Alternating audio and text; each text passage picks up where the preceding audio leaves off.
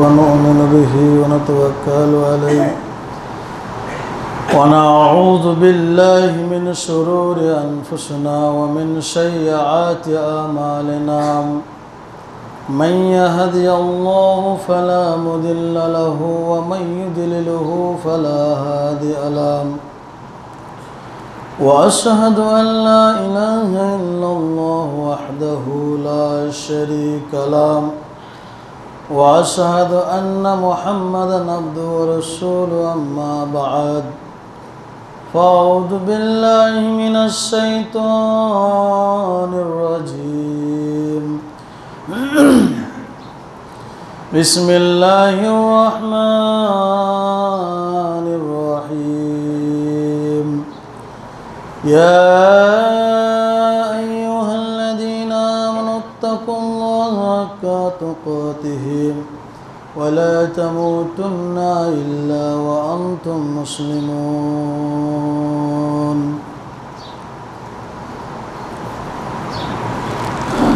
শ্রদ্ধেয়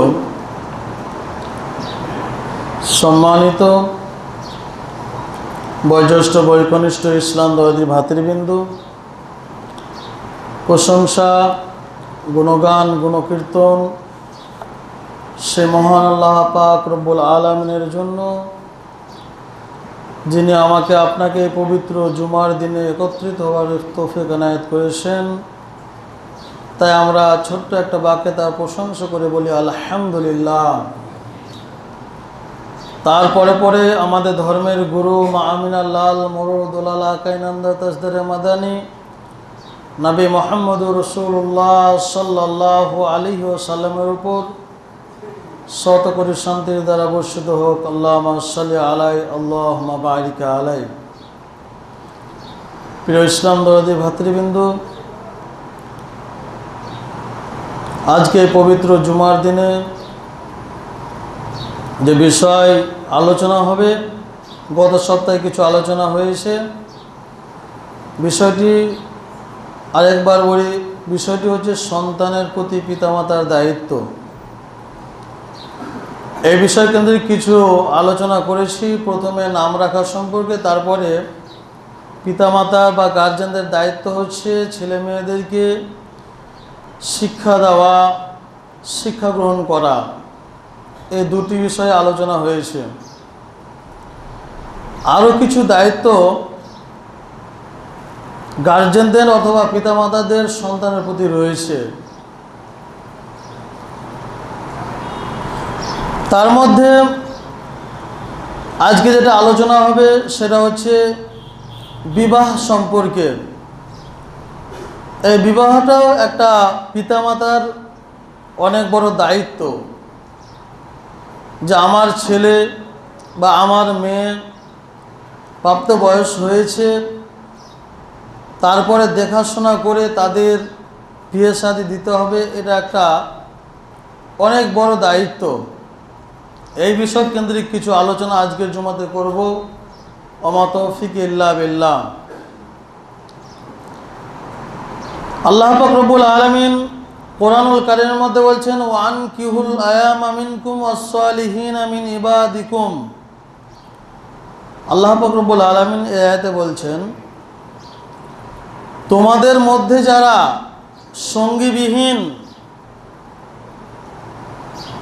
তোমাদের মধ্যে যাদের সঙ্গী হয়নি, প্রাপ্তবয়স্ক হয়ে যাওয়ার পরেও, তাদেরকে উদ্দেশ্য করে বলছেন তোমরা তাদেরকে বিবাহ দাও, অর্থাৎ তাদের বিয়ে দিয়ে দাও।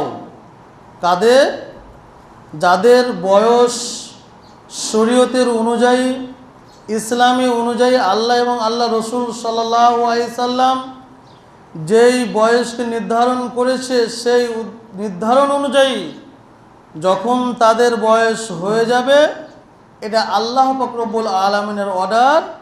তাদেরকে তোমরা আর বাড়িতে না রেখে, তাদেরকে তোমরা আর সামনে দিনগুলো না বাড়িয়ে তোমরা কি করো, দায়িত্ব নিয়ে তোমাদের যে কর্তব্য রয়েছে, পিতামাতার দায়িত্ব রয়েছে, তাদেরকে একটা ভালো ছেলে খুঁজে দেওয়া বা একটা ভালো মেয়ে খুঁজে দেওয়া, তোমরা তাড়াতাড়ি করো, তাদেরকে বিয়ে দিয়ে দাও। এই বিয়ে দেওয়া সম্পর্কে, বিবাহ সম্পর্কে আজকে আমাদের সমাজের মধ্যে অনেক ধরনের আলোচনা হয়ে থাকে, বা আমরা বিবাহকে নিয়ে, বিয়েকে নিয়ে আজকে আমাদের সমাজের মধ্যে যে সমস্ত কালচারগুলো বা কীর্তিগুলো করি, বড় দুঃখ লাগে। বর্তমান সময়ে এখনও অনেক মানুষকে দেখতে পাওয়া যায়, বা অনেক বিয়ে আসে দেখতে পাওয়া যায় যে তারা এখনও এই চাপ সৃষ্টি করে যে আপনাকে বা মৌলভী সাহেবকে আপনার মেয়ের কাছে গিয়ে বিবাহ পড়াতে হবে। মানে বর্তমানের যুগেও, এত আপডেট যুগেও আজকে তারা কোন অন্ধকারে পড়ে রয়েছে আমি জানি না, তারা এইরকম চাপ সৃষ্টি কিছু কিছু বিয়েতে করা হয়। মূলত যদি শরীয়তের দিকে তাকা যায়, আমি শুধু এগুলো বলে দিচ্ছি, পরে হাদিস দিয়ে আপনাদেরকে বোঝাবো। মূলত শরীয়তের দিক দিয়ে যদি বোঝা যায় বা দেখা যায় যে মেয়ের বিয়ে বা ছেলেদের যখন বিয়ে হয়, নিয়ম কি? নিয়ম হচ্ছে ছেলের কাছে বিবাহ করা, মেয়ের হবে এজাজত। মেয়ের কাছে কি করতে হবে? এজাজত চাইতে হবে। কে চাইবে? তার বাপ, তার গার্জেন চাইবে। এই সমস্ত নিয়ম কানুনগুলো আজকে আমাদের সমাজের মধ্যে 100-র মধ্যে 100টাই বিয়েতে করতে হবে। আমরা যদি বলি 100-র মধ্যে 95টা বিয়েতে করবো আর 5টা করবো না, আমাদের 100টা বিয়েতেই এই নিয়ম চালু করতে হবে, যেটা আল্লাহ এবং আল্লাহ রসুল সাল্লাল্লাহু আলাইহি সাল্লাম বলেছেন। প্রিয় ইসলাম দরদি ভাতৃবৃন্দ, যাই হোক, বলছিলাম বিবাহ সম্পর্কে। আল্লাহ নবী সাল্লাল্লাহু আলাইহি সাল্লাম এই সম্পর্কে বলেছেন, ইয়া মাআশারাস শাবাব মান ইসতাতা মিনকুমুল বা। আল্লাহ রসুল সাল্লাল্লাহু আলাইহি সাল্লাম বলছেন, হে যুবকের দলেরা, হে যুবতীরা, হে যুবকেরা, তোমরা শুনো, মান ইসতাতা মিনকুমুল বা ফালইয়াতাজাওয়াজ আগাজ্জালিল বাসার ওয়া আহসানাল ফারজ। তোমাদের যখন যৌবন অবস্থা চলে আসবে, তোমাদের যখন প্রাপ্ত বয়স হয়ে যাবে, এটা কে বলছেন? নবী করিম সাল্লাল্লাহু আলাইহি সাল্লাম বলছেন, তখন তোমরা কি করো? তোমরা বিয়ে করো, তোমরা বিয়ে শাদী করে নাও। আর যদি সময় সাপেক্ষে তোমরা করতে না পারো, তোমাদের সামর্থ্য নাই, তোমাদের ওই পজিশনে আসনি এখন পর্যন্ত, তাহলে আল্লাহ রাসূল সাল্লাল্লাহু আলাইহি ওয়াসাল্লাম বলছেন, ফালইয়াতাজাওয়াজ আগাজ্জালিল বাসার ওয়া আহসানাল ফারজ। তাহলে তোমরা তোমাদের কি করো? এই চোখকে হেফাজত করো এবং লজ্জাস্থানকে হেফাজত করো। তারপরে কি হবে? ওমান ওয়ালাম ইয়াস্তাতি ফা আলাইহি বিসসাম ফাইন্নাহু লাহু বিদাউন। যদি তোমরা এগুলো না করো, যদি বিয়ে না করো, তাহলে তাকে কন্ট্রোল করার জন্য, যৌবনটাকে কন্ট্রোল রাখার জন্য তোমরা কি করো? রোজা রাখো। ফরজ রোজা নয়, এমনি মাসেও। আজকে আমাদের সমাজের মধ্যে ছেলে হোক মেয়ে হোক, অনেক ছেলে মেয়ে রয়েছে যাদের যৌবনের আপনার ভোল্টেজ অনেক বেশি রয়েছে। যদি তার পরিবার হোক বা নিজেই হোক, তার সে সামর্থ্য হচ্ছে না, তাহলে আল্লাহ রাসূল বলছেন যে তুমি তাহলে কি করো? রোজা রাখো। তুমি রোজা রাখতে শুরু করে দাও, তো সেই ভোল্টেজটাকে বা সেই ক্ষমতাটাকে শুধু কমার জন্য। প্রিয় ইসলাম দরদি ভাতৃবৃন্দ, আল্লাহ রাসূল কি বললেন? যে জোয়ান নওজোয়ান যুবকদেরকে বললেন এবং যুবতীদেরকে বললেন। এখান থেকে আমাদেরকে বুঝতে হবে যে আমাদের সমাজে, আমাদের এলাকা, পাড়া প্রতিবেশী, দেশ বিদেশের মধ্যে যেই সমস্ত যুবকেরা রয়েছেন, বর্তমানে আজকে আমাদের সমাজের মধ্যে একটা জিনিস অনেক আপনার কিনা মানুষ বলে, বা যে বিবাহ করবে সেও বলে যে আমি নিজের পায়ে যতক্ষণ পর্যন্ত দাঁড়াবো না, ততক্ষণ পর্যন্ত বিয়ে করবো না। কত মূর্খের মতন কথা। প্রিয় ইসলাম দরদি ভাতৃবৃন্দ, নিজের পা বলতে সে কি বোঝাতে চাইছে?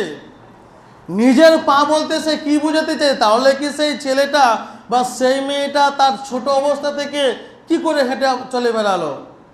নিজের পা বলতে তার ইনকাম। আল্লাহ রাসূল সাল্লাল্লাহু আলাইহি ওয়াসাল্লাম এটা বলেননি।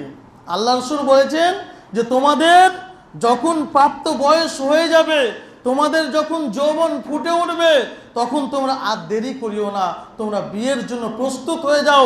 বিয়ের জন্য তোমরা প্রস্তুত থেকো, তোমরা প্রস্তুত হয়ে বিয়ে শাদীটা করে নেব।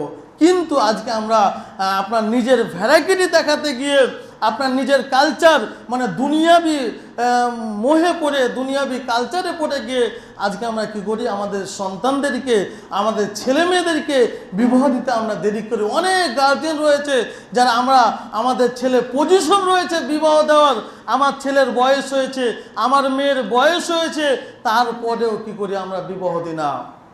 দুর্ভাগ্য বিষয়, এইগুলোতে কার ক্ষতি হবে? একটা কথা মেনে রেখে দেন, যাদের হয় না তাদের হয় না। আর যে সমস্ত সন্তানেরা, যে সমস্ত যুবকেরা আজকে যাদের বিবাহ দেওয়া হয় না, আজকের সমাজে যাদেরকে আমরা বিবাহ দেরিতে দিচ্ছি, মনে করছি তাদের নিজের পায়ে দাঁড়াবে বলে, একটা কথা কান খুলে আমরা শুনে নিই, যেই ছেলেটা বা যেই মেয়েটার আমরা দেরি করছি বিয়ে দিতে, একটা কথা কান খুলে আমরা শুনে নিই, ওই মেয়েটা বা ওই ছেলেটা যদি কোনো গুনার কাজ করে, কোনো পাপের কাজ করে, কোনো অশ্লীলতার কাজ করে, তাহলে সমস্ত কিছু পাপ, সমস্ত কিছু অশ্লীলতার দায়ভার কাল কিয়ামতের ময়দানে তার পিতাকে, তার মাতাকে গ্রহণ করতে হবে, তার বাপকে গ্রহণ করতে হবে। কেন?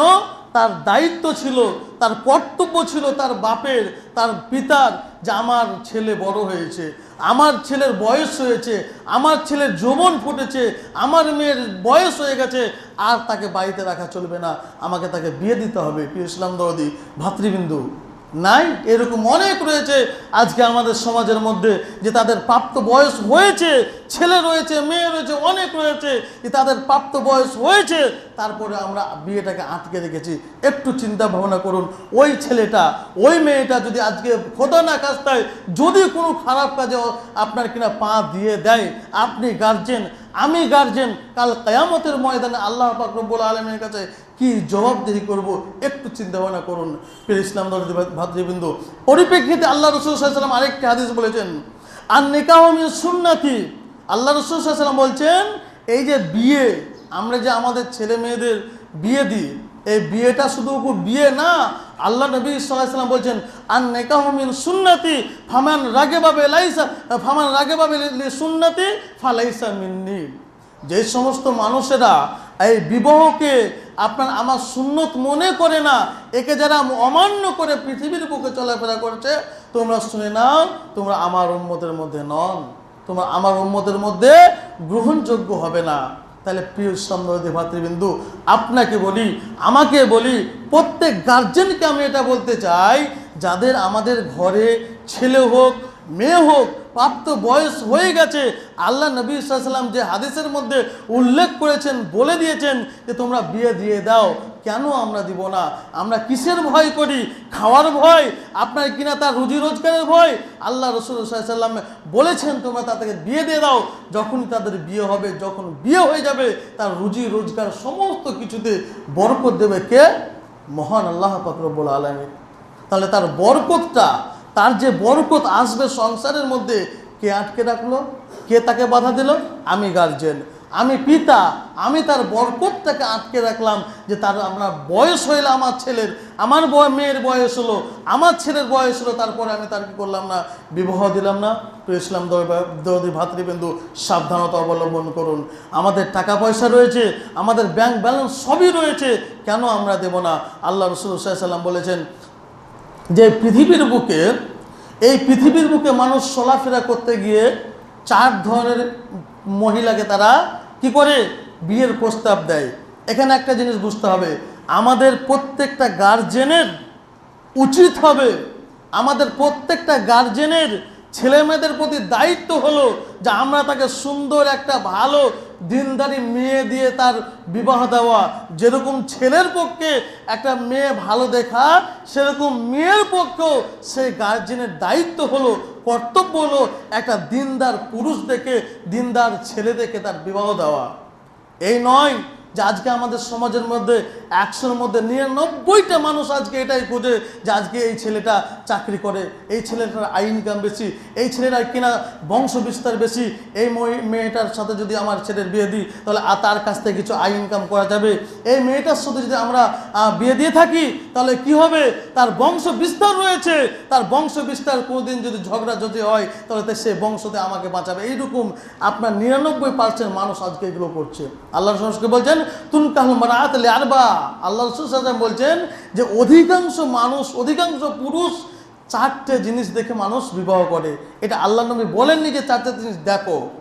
একটা জিনিস আমাদেরকে বুঝতে হবে যে আল্লাহ নবী বলেননি যে তোমরা চারটে জিনিস দেখো। আল্লাহ নবী বলেছেন যে মানুষের এটা স্বভাব, মানুষের এটা চরিত্র যে মানুষ মহিলাদের চারটে জিনিস দেখে বিবাহ করে। এক নম্বর লি মালিহা, তার মাল দেখে, তার ধন দৌলত দেখে, তার টাকা পয়সা দেখে যে আজকে যে আমি মহিলাটাকে বিয়ে করব তার বাপের কি আছে, তার তার জমি জায়গা আছে কিনা। এই যে এই সমস্ত চরিত্র আজকে আমাদের সমাজের মধ্যে অনেক অনেক ছেলে রয়েছে। তারপরে আল্লাহ রাসূল বলছেন ওয়ালি হাসাবিহা, ওয়ালি হাসাবিহা, এবং তার বংশ বিস্তার দেখে যে তার বংশ কীরকম। আজকে আমাদের সমাজের মধ্যে আপনার কিনা এরকম আমার সামনেও অনেক শুনেছি যে আমরা একটু বংশ যদি ভালো হয় তাহলে সেখানে বিয়ে দেবো। কেন? যে তারা যদি ঝগড়াঝাটি করে তাহলে তারা কি করবে, ওই বংশ যেন তাকে, এই বংশের মানুষকে আপনার কিনা গাইড দিতে পারে, তাকে হেল্প করতে পারে কিসে, মারপিটে, কিসে মারপিটের জন্য তাকে যেন বাঁচাতে পারে। এই যে দুর্ভাগ্য কপাল, এরকম অনেক রয়েছে এরকম। তাহলে কি বললেন রাসূল? দুইটা, একটা হচ্ছে অলে মালেহা, অলে হাসাবেহা, অলে জামালিহা। আল্লাহ রাসূল সাল্লাল্লাহু আলাইহি ওয়াসাল্লাম বলছেন এবং তার সৌন্দর্য, মেয়েটা সুন্দর কিনা, মেয়েটা কিনা আপনার মুখের গ্লেজ কীরকম, মেয়েটার মুখের যে ফর্সা কিনা, সাদা কিনা, তার হাঁটা কীরকম, এই যে এই সমস্ত জিনিসগুলো আল্লাহ রাসূল সাল্লাল্লাহু আলাইহি ওয়াসাল্লাম বলছেন। 3 নম্বর বলছেন অলে আপনার জামালিহা, তার কিনা সৌন্দর্যটা দেখে মানুষ বিবাহ করে। 4 নম্বর বলছেন অলে দিনহা, এবং দিন দেখে। এই চারটে জিনিস আল্লাহ রাসূল সাল্লাল্লাহু আলাইহি ওয়াসাল্লাম মানুষ দেখে বিবাহ করে। এবং আল্লাহ নবী সাল্লাল্লাহু আলাইহি ওয়াসাল্লাম বলছেন ওয়াবিজাতিল ফাযফুর ফিদ্দিন, হে আমার উম্মতেরা তোমরা শুনে নাও, তোমাদের যে চরিত্র, তোমাদের যে নেচার, তোমরা চারটে জিনিস দেখো।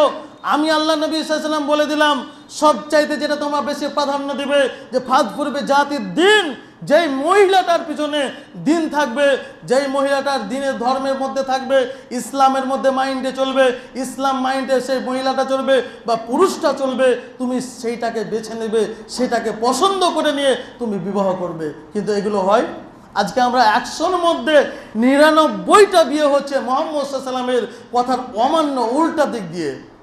আপনি বলেন কেমন? যে আজকে আমরা, আপনাকে বলি, আজকে আমরা একটা বৌমাকে বাড়ি নিয়ে আসি, বলি এই বৌমা ভালো নয়, এই মেয়েটা ভালো নয়, এই কোন বংশের মেয়ে, এইটা বলি না। কিন্তু একটা কথা আপনাকে মানতে হবে, আপনি আপনার ছেলের যে বিয়ে দিলেন সর্বপ্রথম যেটা দেখলেন যে তার বাপের টাকা আছে কিনা, এই দেখে তো আপনি নিয়ে এলেন। সর্বপ্রথম আপনি দেখলেন সেই মেয়েটা সুন্দর কিনা, তার চেহারা কীরকম, তার চেহারার গ্লেজ কীরকম, এই দেখে তো আপনি নিয়ে এলেন। তার বংশ দেখে আপনি নিয়ে এলেন। তার তো দিন দেখেননি, তার ধর্ম দেখেননি, যে এই মেয়েটা দিনদারিতাতে কতক্ষণ, এই মেয়েটা ইসলামের আইন মানাতে কতটা জ্ঞান রাখে, এটা আপনি দেখেননি। তাহলে আপনার বউ আপনাকে কি আপনার উদ্দেশ্য করে দেখবে একটু বলুন। ইসলাম দরদি ভাতৃবৃন্দ, বলছিলাম যে মেয়ে দেখার এই চারটি গুণ আজকে আমাদের সমাজে অধিকাংশ মানুষ এই দিনদারিতাটাকে বেশি প্রাধান্য না দিয়ে দুনিয়াদারিটাকে বেশি প্রাধান্য দেয়। আজকে আমার তার কাছ থেকে ভালো কিছু আশা কী করে করবো, এটা প্রত্যেকটা গার্জেনের, প্রত্যেকটা পিতামাতার দায়িত্ব যে যেরকম একটা মেয়ে ভালো দেখে খুঁজবে, ওই রকমই একটা ছেলে দিনদারিতা দেখে, পরেশগার দেখে, ভালো দেখে একটা ছেলের বিয়ে দিবে, একটা মেয়ের বিয়ে দিবে। এটা প্রত্যেকটা গার্জেন, প্রত্যেকটা বাবা মার, প্রত্যেকটা পিতামাতার এটা দায়িত্ব। আজকে আমাদের এই দায়িত্বগুলো কয়টা মানুষ আমরা করি আর বলি এই মুখ বউ ভালো নয়, অমুক মেয়েটা খারাপ, অমুক মেয়েটা খারাপ। আজকে আমরা তো খারাপ দেখেই নিয়ে আসি। আচ্ছা বলুন তো, আপনাকে একটা কথা বলি, আজকে আমাদের সমাজের মধ্যে অনেক মেয়ে রয়েছে পরেশগার। আজকে আমরা বলি আল্লাহ নবী সাল্লাল্লাহু আলাইহি ওয়াসাল্লাম যেটা গুরুত্ব দিতে বলেছেন তার বংশ বিস্তারের কোন দিক দিয়ে, যে আমি আল্লাহ রাসূল সাল্লাল্লাহু আলাইহি ওয়াসাল্লাম বলছেন একটা মহিলাকে যখন তুমি পছন্দ করবে তখন দেখবে যে তার মা কেমন। আল্লাহ রাসূল কি বলছেন, যখন একটা মহিলাকে দেখবে যে তুমি পছন্দ করতে যাবে তখন দেখবে তার মার অবস্থাটা কীরকম, তার খালার অবস্থা কীরকম, তার আপনার কিনা দাদুদারির অবস্থা কীরকম। কীরকম অবস্থা? টাকা পয়সার অবস্থা না, আপনার জমি জায়গার অবস্থা না, যে তার পিতা, তার মাতা, তার মা দিনদারিতা কতটা, তার দাদি দিনদারিতা কতটা, তার কিনা আপনার খালা দিনদারিতা কতটা, এইগুলো দেখতে হবে। এইগুলো যদি আপনি না দেখি তাহলে তো বউ অটোমেটিকলি খারাপ, আর পরবর্তীতে ঝগড়া তো হবেই। আমরা তো দিনদারকে বেশি পছন্দ করি না, আমরা দুনিয়াদারি যে মেয়েটা বেশি ঢং করতে পারবে দুনিয়াদারিতে, সেই মেয়েটাকে আজকে আমাদের পছন্দ। দুঃখ লাগে, বড় কষ্ট লাগে। আজকে আমাদের অধিকাংশ ছেলে আমরা দেখতে পাচ্ছি যে তার স্ত্রীর আপনার কথা শুনে শুনে পৃথিবীর বুকে চলাফেরা করছে। কেন? এগুলো সব তার পিতা মাতার দায়িত্ব ছিল।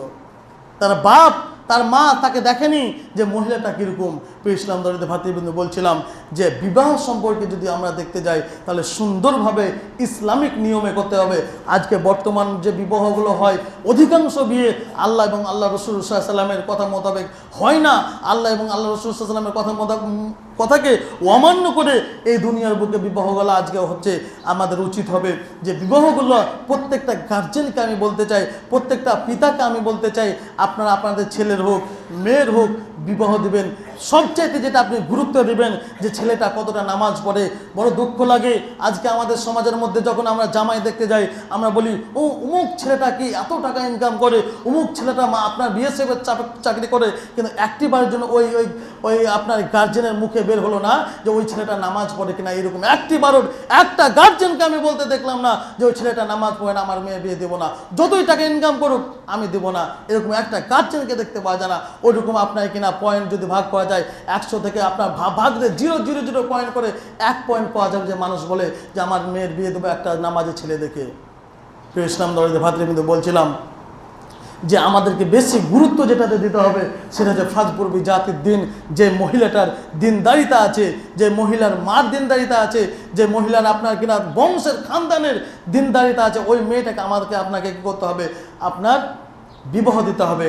এবার আসি আমরা বিবাহ করতে গিয়ে মেয়ে দেখার বিষয়ে, যে আমরা মেয়েটাকে কতটুকু দেখতে পাবো আর কে মেয়েটাকে দেখতে পাবে। আমরা এগুলো আভ্যন্তরিক না হলেও আবছাভাবে আমরা সকলেই জানি যে মেয়েটাকে দেখার বিষয়ে আজকে আমাদের সমাজে যেই সমস্ত মানুষেরা বিবাহের জন্য মেয়ে দেখতে যায়, এটা সম্পূর্ণ আল্লাহ রসুল সাল্লাল্লাহু আলাইহি ওয়াসাল্লামের কথা অনুযায়ী অমান্য করে পৃথিবীর বুকে মানুষ নিজের গায়ের জোরে, নিজের ক্ষমতার বলে সেই মেয়েটাকে দেখতে যায়। কিন্তু আসলে কি এটা মেয়ে দেখা? না, এটা কখনো এটা মেয়ে দেখা নয়। আল্লাহ রসুল সাল্লাল্লাহু আলাইহি ওয়াসাল্লাম বলেছেন যে যখন আল্লাহ রসুল সাল্লাল্লাহু আলাইহি ওয়াসাল্লাম মেয়ে দেখার ব্যাপারে বলেছেন যে ছেলেটা দেখবে এবং ছেলের মেয়েরা দেখবে, এমনকি প্রথম চান্সে তার বাপও ওই মেয়েটাকে দেখতে পাবে না। কিন্তু আপনি কি করেন? যদি ছেলেটার বাপকে না দেখতে পাই, আপনার রেগে লাল যে আমাকে আমার ছেলের সাথে বিয়ে দেবো, কেন আমাকে দেখতে দেবে না? আমার তো ছেলে, আমি তাকে বিয়ে করতে যাচ্ছি নাকি? কিন্তু আপনাকে একটা কথা ভাবতে হবে, যে মেয়েটাকে আপনি দেখতে যাচ্ছেন সেই মেয়েটা আপনার জন্য হারাম নয়। সেই মেয়েটার বাপ যদি পছন্দ করে নাই, বাপের সাথে বিয়ে হবে। ছেলে যদি পছন্দ করে, ছেলের সাথে বিয়ে হবে। যতক্ষণ ছেলের সাথে কবুল না হবে ততক্ষণ পর্যন্ত ওই ছেলের বাপ তার জন্য মাহরুম হবে না। আপনি দেখতে গেছেন মনে, ওই ছেলেটাকে আপনি বাপ গার্জেন আপনিও পছন্দ করতে পারেন। প্রিয় ইসলাম দরিদ্র ভাতৃবৃন্দ, যে এই যে আপনার শরীয়ত বিরোধী, ইসলাম বিরোধী কাজ কর্মগুলো আজকে আমাদের সমাজে চলছে, এগুলো থেকে আমাদেরকে দূরে সরতে হবে। এবার বলি ছেলেটা কতটুকু মেয়েদেরকে দেখতে হবে। আল্লাহ রসুল সাল্লাল্লাহু আলাইহি ওয়াসাল্লাম বলেছেন, ইযা খাতাবা আহাদুকুমুল মারাতা ফানিস্তাতা আয়ানদুরা মিনহা ইলা মা ইউআদ্দু ইলা নিকাহিয়া ফালিয়াফাল। আল্লাহ রসুল সাল্লাল্লাহু আলাইহি ওয়াসাল্লাম বলেছেন যে একটা ছেলে একটা মেয়েকে যখন বিয়ে করবে তখন তাকে দেখাশোনা করতে হবে। কাকে নিয়ে দেখাশোনা করতে হবে? তার মা থাকবে, এবং কি থাকবে? মেয়ের মা থাকবে।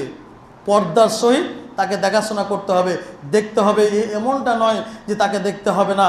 আল্লাহ রাসূল সাল্লাল্লাহু আলাইহি ওয়াসাল্লাম বলছেন যে তুমি এমন কিছু জিনিস সেই মেয়েটার দেখো, হাদিসের মধ্যে উল্লেখ রয়েছে। আল্লাহ রাসূল সাল্লাল্লাহু আলাইহি ওয়াসাল্লাম বলছেন ইজা আখতাবা আহাদুকুমুল মারাতা ফাইনিস্তাতা আয়ানজুরা মানে হচ্ছে তুমি মেয়েটার এমন কোনো জিনিস দেখো যেই জিনিস দেখে তুমি উৎকৃষ্ট হবে, মেয়েটাকে পছন্দ করবে, মেয়েটাকে তোমার ভালো লাগবে। এই সমস্ত জিনিসগুলো দেখো। কি মূলত মেয়েটার মুখমণ্ডল আমরা দেখতে পাই, মূলত মেয়েটার কবজি পর্যন্ত দেখতে পাই। বড় দুঃখের বিষয়।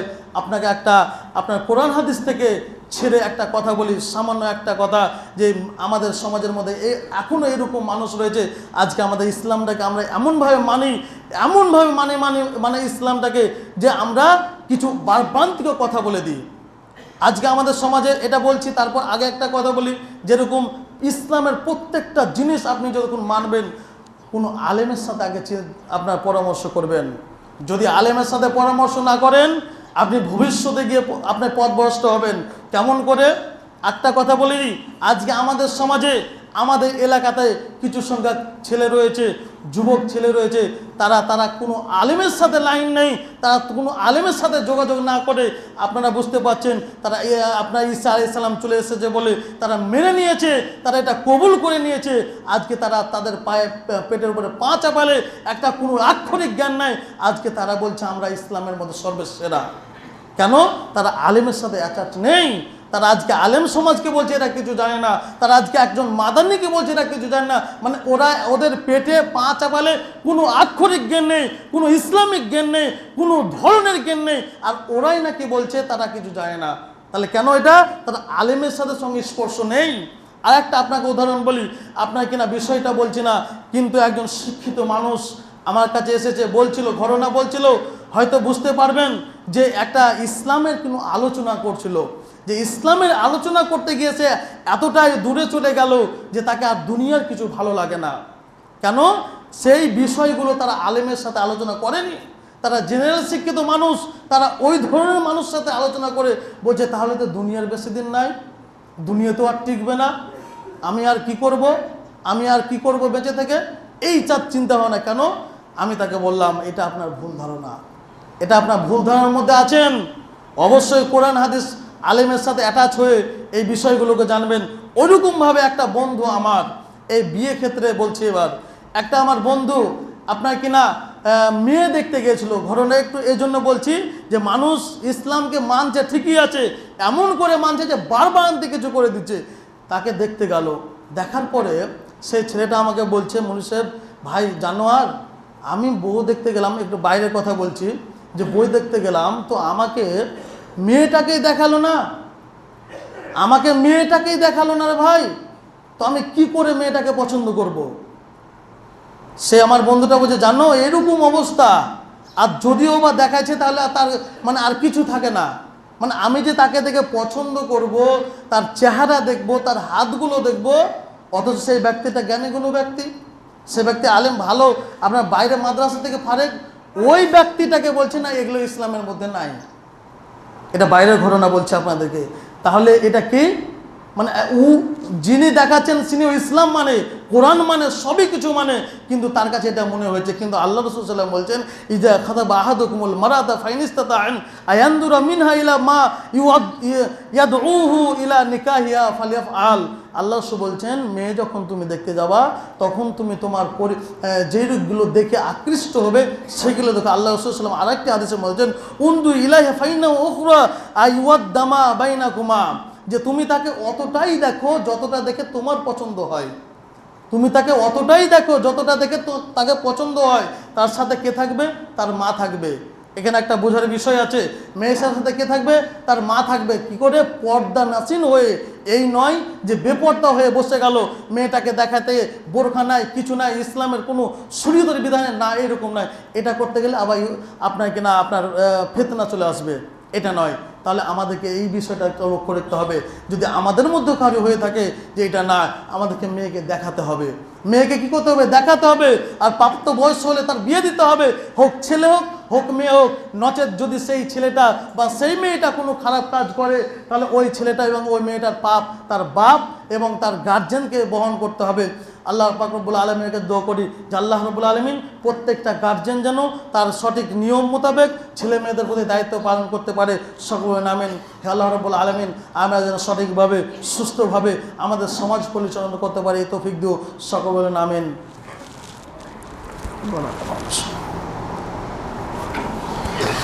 নাহমাদুহু ওয়া নুসাল্লি আলা রাসূলিল কারীম, আম্মা বাদ, ফাউযু বিল্লাহি মিনাশ শাইতানির রাজিম, বিসমিল্লাহির রহমানির রহিম। কুল হুয়াল্লাহু আহাদ, আল্লাহুস সামাদ, লাম ইয়ালিদ ওয়া লাম ইউলাদ ওয়া লাম ইয়াকুল লাহু কুফুয়ান আহাদ।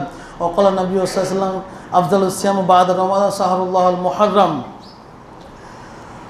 আর একটি হাদিস বলে আমার বক্তব্য শেষ করব মুহররম সম্পর্কে। যেহেতু আজকে আপনার মুহররম মাসের 3 তারিখ সম্ভবত হয়ে গেল, আগামী বৃহস্পতিবার এবং শুক্রবার শুক্রবার হচ্ছে মেন মহরম। এই মহরম মাসের ফজিলত অনেক রয়েছেন, কারণ আল্লাহ রসুল সাল্লাল্লাহু বলেছেন আফদালুস সিয়াম বা'দা রমাদান শাহরুল্লাহুল মুহররম। আল্লাহ রসুল সাল্লাল্লাহু বলছেন রমজান মাসের ফরজ রোজার পরে সবচাইতে ভালো রোজা বা আল্লাহর কাছে প্রিয় রোজা হচ্ছে শাহরুল্লাহুল মুহররম, মহরম মাসের রোজা। মহরম মাসের কোন রোজা?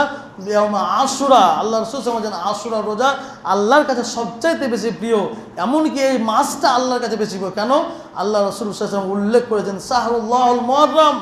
শাহরুল্লাহ মানে হচ্ছে আল্লাহর এটা পবিত্র মাস। এই মাস আল্লাহর কাছে খুবই পবিত্র মাস। তাই এই মাস শুধু রোজা নয়, এই মাসের প্রত্যেকটা দিন আল্লাহর কাছে ভালো। এ মাসের প্রত্যেকটা দিন আল্লাহর কাছে পেয়ারা। কোন মাসের চেয়ে? রমজান মাসের ফরজ রোজা যে মাসে আমরা করি, ওই মাসের পরবর্তী যে মাসগুলো বাকি 11 মাস রয়েছে, সেই 11 মাসের চেয়ে আল্লাহ রাসূল সাল্লাল্লাহু আলাইহি ওয়াসাল্লাম বলছেন তোমরা মহরম মাসে রোজা রাখো। মহরম মাসে রোজা কয়টা রাখতে হবে? 2টা রাখতে হবে। একটা হচ্ছে 9 মুহররম এবং 10 মুহররম।